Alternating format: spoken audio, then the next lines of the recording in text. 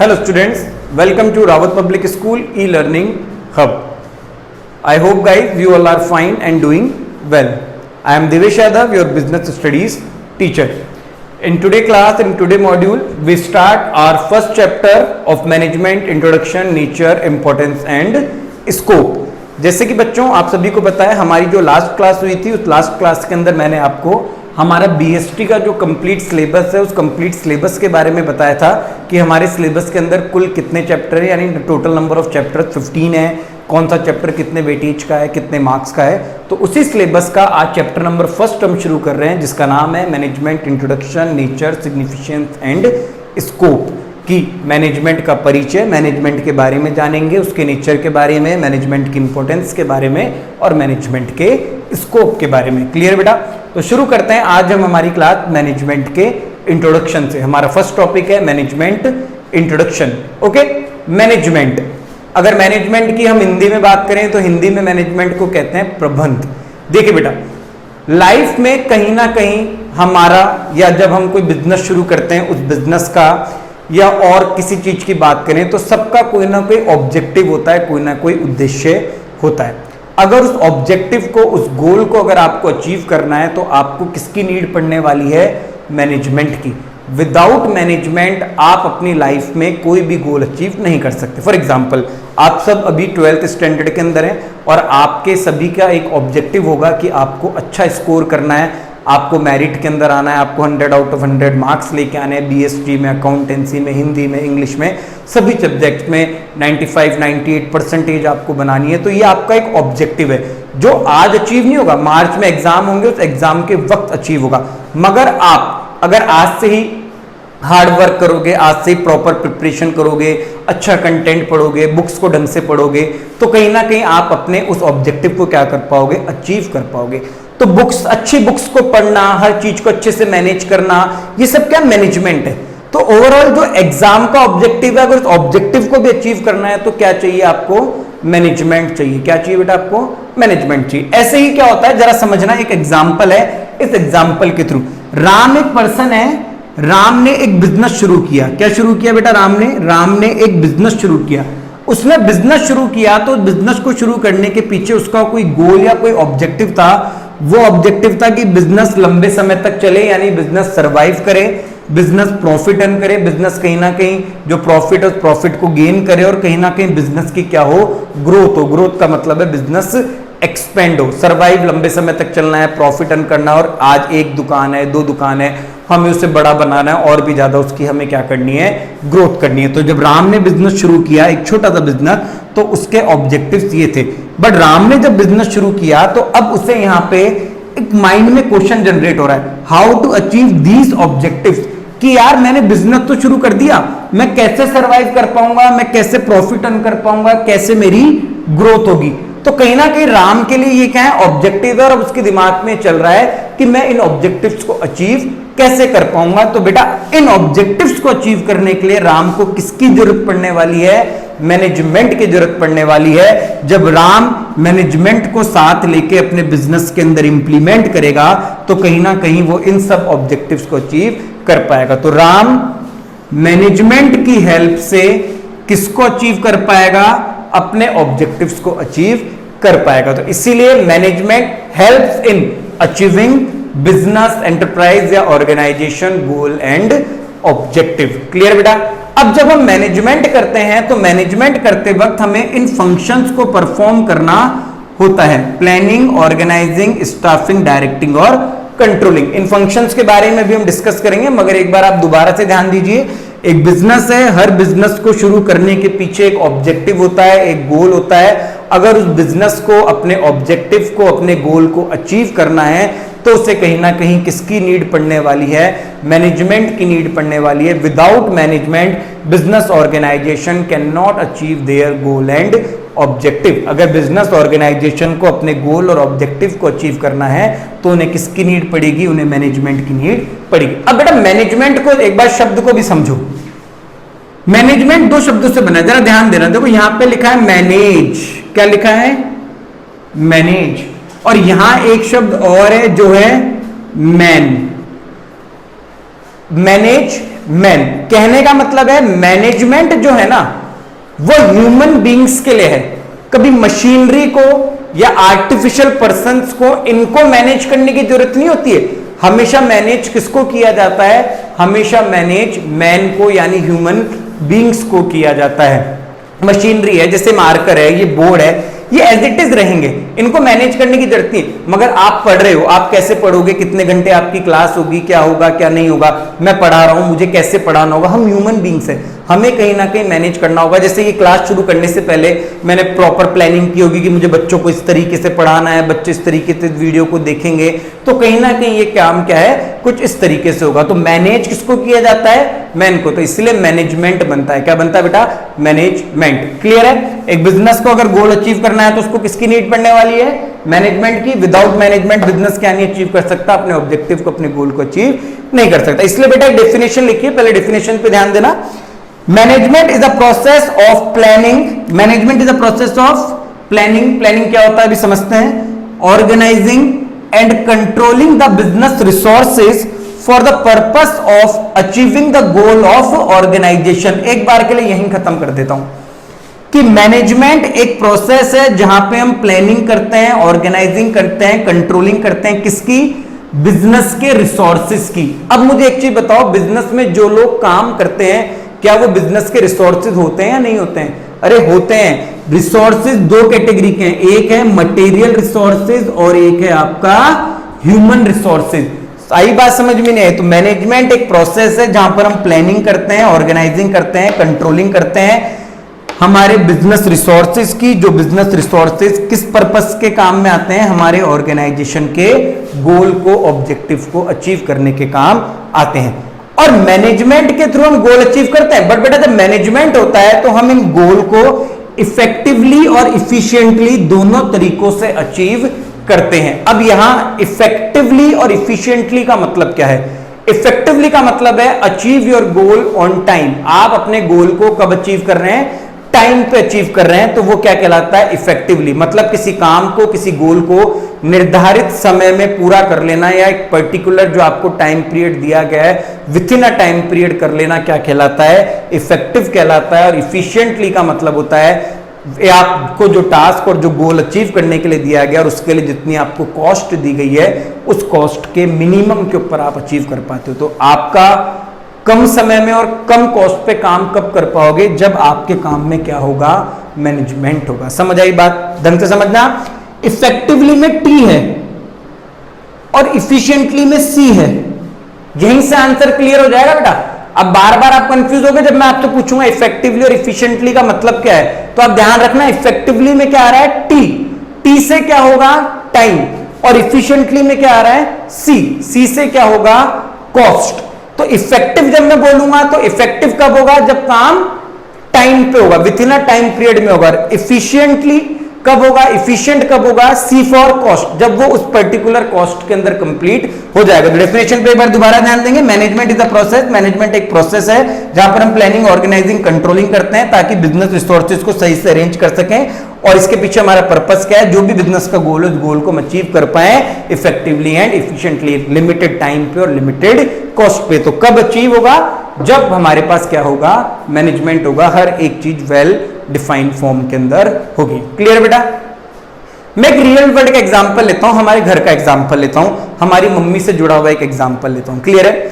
हमारा घर है, मम्मी, अधिकतर बच्चे हैं जिनकी मदर हाउसवाइफ होगी, मेरी मदर भी हाउसवाइफ है। अगर मैं उन्हें हाउसवाइफ ना कह के मैं उन्हें कहूं हाउस मैनेजर, तो कैसा रहेगा? अच्छा रहेगा? House manager. तो मैनेजमेंट कौन करता है? मैनेजर करता है। और मैनेजर को कुछ फंक्शंस हैं, उन फंक्शंस को परफॉर्म करना होता है। ध्यान देना, इस एग्जांपल के थ्रू मैं आपको ये फंक्शंस बता रहा हूं। इन फंक्शंस के थ्रू आपको पूरा टॉपिक जो है मैनेजमेंट का वो यहां पे क्लियर हो जाएगा। तो आपके पास एक रियल वर्ल्ड एग्जांपल है, समझना। बात कर रहा हूं मैं हमारी मम्मी की। क्लियर है? जैसे फॉर एग्जांपल आज डिनर, एज अ मदर आप ध्यान दीजिएगा यहां पे, समझना मेरी बात को, कि हमारी मम्मी ने हमसे पूछा कि आज डिनर में खाने में क्या बनाना है। तो तुमने कह दिया मम्मी आलू की सब्जी बना लो, किसी ने कह दिया मम्मी भिंडी बना लो, ठीक है, और पापा ने कह दिया ऐसा करो दाल बना लो, ठीक है। तो प्लानिंग हो रही है कि बनाना क्या है, क्या बनेगा। प्लानिंग हम किसके लिए करते हैं? प्लानिंग हम करते हैं कि फ्यूचर में हमें क्या करना है। तो प्लानिंग हो रही है आज खाने में क्या बनाना है। फॉर एग्जाम्पल प्लान करते वक्त डिसाइड हुआ कि आज भिंडी की सब्जी बनेगी, क्लियर है। अब भिंडी की सब्जी बनेगी तो क्या सोचने से भिंडी की सब्जी बन गई? क्या नहीं बन सकती ना, बाजार से जाके क्या लानी पड़ेगी? भिंडी लानी पड़ेगी। तो अब आपने क्या ऑर्गेनाइज किया? आपने जो वो भिंडी है उस भिंडी को यहां पे ऑर्गेनाइज किया।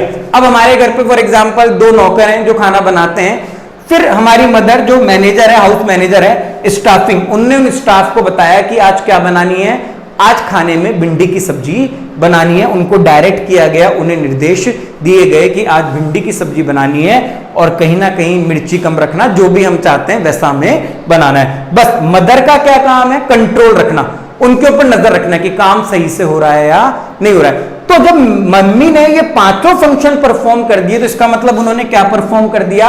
मैनेजमेंट। अब जो भिंडी की सब्जी है कम से कम रिसोर्सेज में, सही समय पे, कम से कम खर्चे में, सही तरीके से बन जाएगी, मगर वो किसकी मदद से बन पाई? मैनेजमेंट की मदद से बन पाई। समझ आई बातें नहीं आई?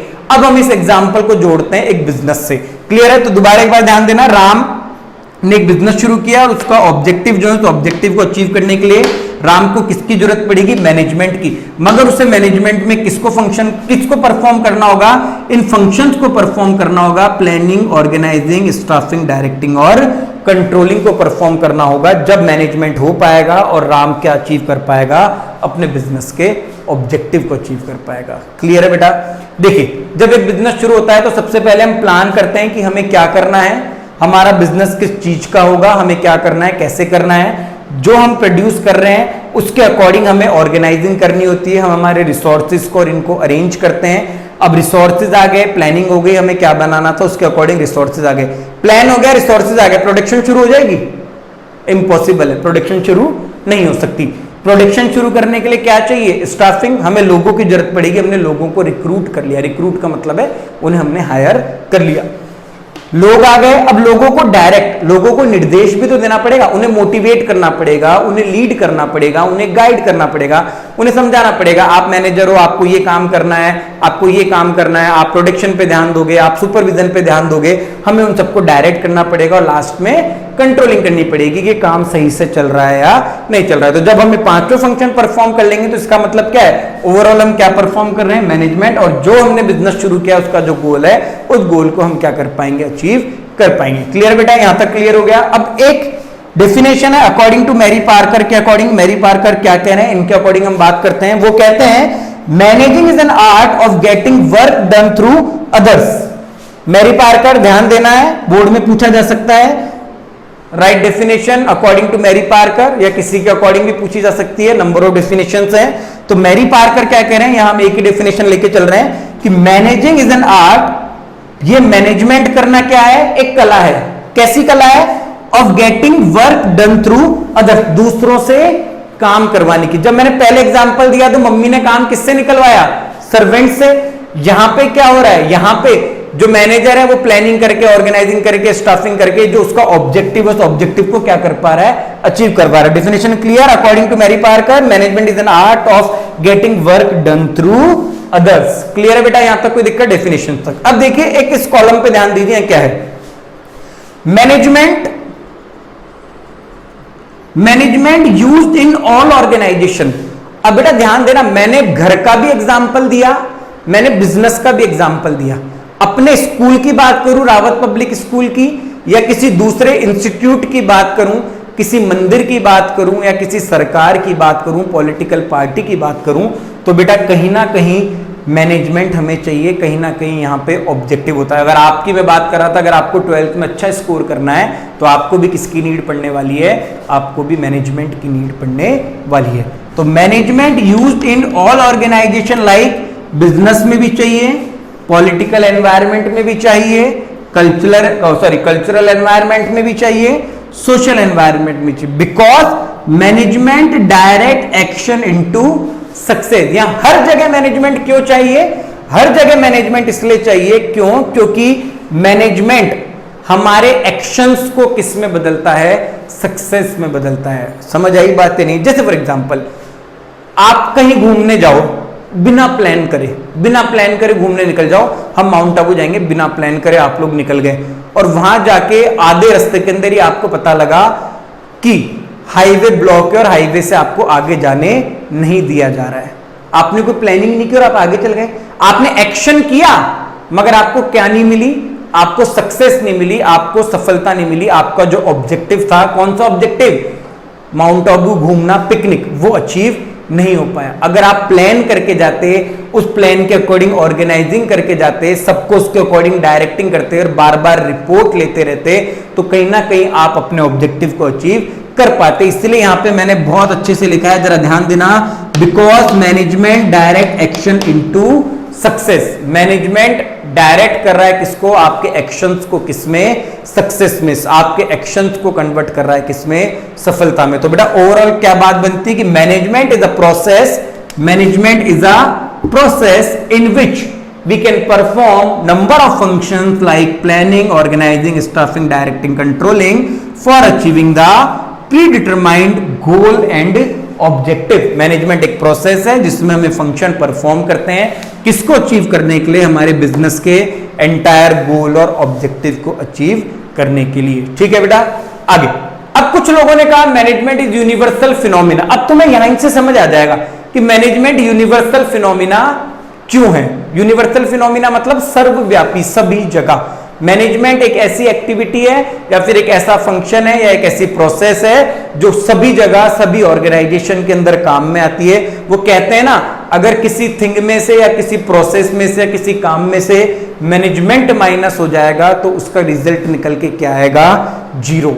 मतलब मैनेजमेंट नहीं है तो कहीं भी आप गोल को या ऑब्जेक्टिव को अचीव नहीं कर पाओगे। समझ आई बात। तो मैनेजमेंट एक यूनिवर्सल फिनोमिना है, हर जगह काम आ रहा है। देखो जब 11th में क्लास पढ़ाई थी, 12th में पढ़ा रहा हूं, तो एक बात ध्यान देना, बीएसटी आपके रियल लाइफ से जुड़ी हुई है।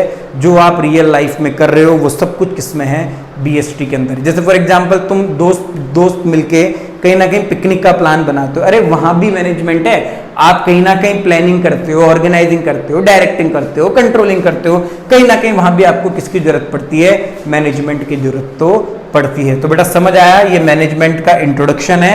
आज आप जान पाए उस क्लास के अंदर कि मैनेजमेंट क्या होता है। सीधा सीधा मोटा माटी दो बात ध्यान रखनी है। क्या, पहली बात, हर बिजनेस का क्या होता है, एक ऑब्जेक्टिव होता है। क्या होता है, एक ऑब्जेक्टिव होता है, एक गोल होता है, जिसको हर बिजनेस ओनर या बिजनेस एंटरप्राइज क्या करना चाहती है, अचीव करना चाहती है। और उस गोल को या उस ऑब्जेक्टिव को, एंटरप्राइज को अचीव करना है तो उसे किसकी नीड पड़ने वाली है, मैनेजमेंट की। मैनेजमेंट किसका, ह्यूमन बींग्स का। तो उसके लिए मैनेजर को हायर किया जाता है, मैनेजर ये फंक्शन परफॉर्म करता है और जो ऑर्गेनाइजेशन होती है उस ऑर्गेनाइजेशन के गोल को क्या करता है, अचीव करता है। बात समझ आई या नहीं आई, ये क्या है आपका मैनेजमेंट है। ओके बेटा, ये पूरा इंट्रोडक्शन था।